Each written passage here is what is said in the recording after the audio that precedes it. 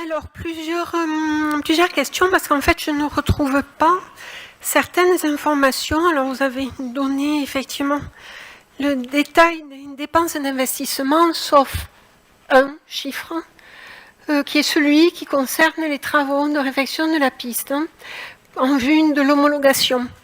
Donc, c'est le seul chiffre que vous n'avez pas donné. On va provisionner un montant de l'ordre de 500 000 euros. Mais sachant qu'on ne connaît pas aujourd'hui la nature des travaux précis à conduire pour aller à l'homologation. Il s'agit d'une provision et non pas d'une dépense qui est à acter aujourd'hui. Elle sera actée, enfin la dépense effective reviendra en conseil municipal dans le débat bien évidemment. Il s'agit d'une provision de manière à être sûr que notre circuit sera homologué, voilà, étant homologué. Du coup, effectivement, vous nous avez détaillé l'ajustement des crédits de charge à caractère général. C'est vrai que la ventilation chiffrée permet aussi de nous rendre compte de ce que coûte chaque ajustement. Donc, encore une fois, je précise que ce n'est pas dans une logique de reproche, c'est dans une logique de clarté et de connaissance, de façon à ce que chacun sache ce que coûte chaque chose, étant donné que c'est de l'argent public, donc, et qu'on a effectivement ce droit en tant que citoyen de savoir à quoi est utilisé l'argent public. Donc, je reviens sur ces patrimoines de bâtiments et communaux. Patrimoine de bâtiments communaux. Donc tout à l'heure, j'ai signalé au niveau du compte administratif qu'un tiers du budget qui avait été prévu avait été annulé. Et donc on le voit réapparaître là, enfin on voit réapparaître quelque chose pour 1 544 000 euros. Et donc je voulais simplement savoir, comme à l'époque je vous avais posé la question sur l'OICE, et je voudrais savoir ce que recouvre patrimoine bâtiments communaux. Qu'est-ce que ça recouvre? Notamment, est-ce que le circuit est rentré dans patrimoine et bâtiments communaux? Ce que je souhaitais dire là, c'est qu'on voit quand même, surtout avec le montant que vous venez d'annoncer de 500 000 euros de provision pour la réhabilitation de la piste du circuit en vue de l'homologation.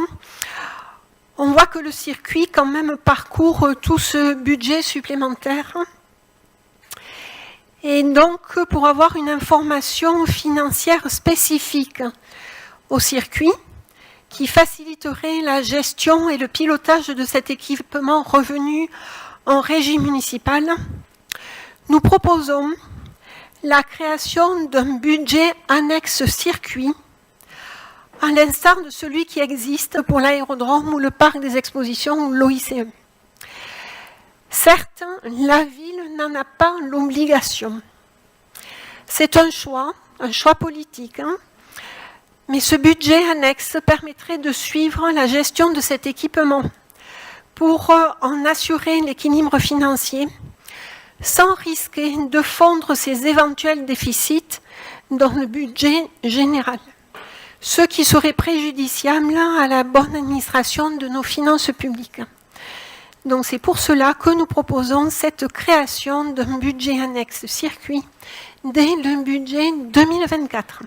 Je vous remercie pour vos réponses. Dans le budget, je confirme que le circuit n'est pas intégré dans nos lignes budgétaires relatives aux bâtiments et patrimoine. Il relève davantage du chapitre relatif au sport. S'agissant, Madame Ferrand-Lefranc, du budget annexe, j'ai bien compris que vous aviez une nouvelle obsession dans la vie, c'est le circuit. Monsieur Gilles, et en fait c'est quand monsieur Pranière n'est pas là, vous devenez obsédé du circuit. Quand il est là, vous avez d'autres, il n'y a pas de problème.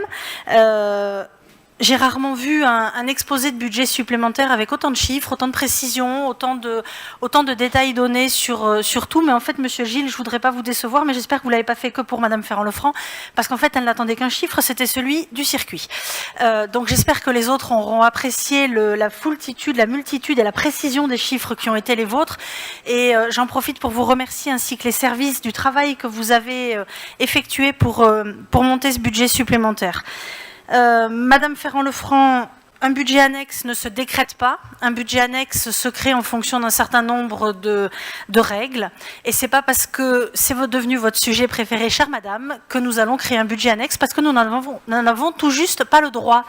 Donc vous pouvez faire toutes les propositions que vous voulez. Vous pourrez dire qu'on a refusé votre proposition, mais accepter votre proposition serait être contraire au droit. Je pense que c'est pas quelque chose que vous nous proposez. Et je suis sûre que du coup, vous allez revenir sur cette proposition et oublier que vous l'avez faite, puisque bien évidemment, elle serait tout à fait illégale, elle ne passerait pas le contrôle de légalité, si tant est qu'on ait souhaité le faire.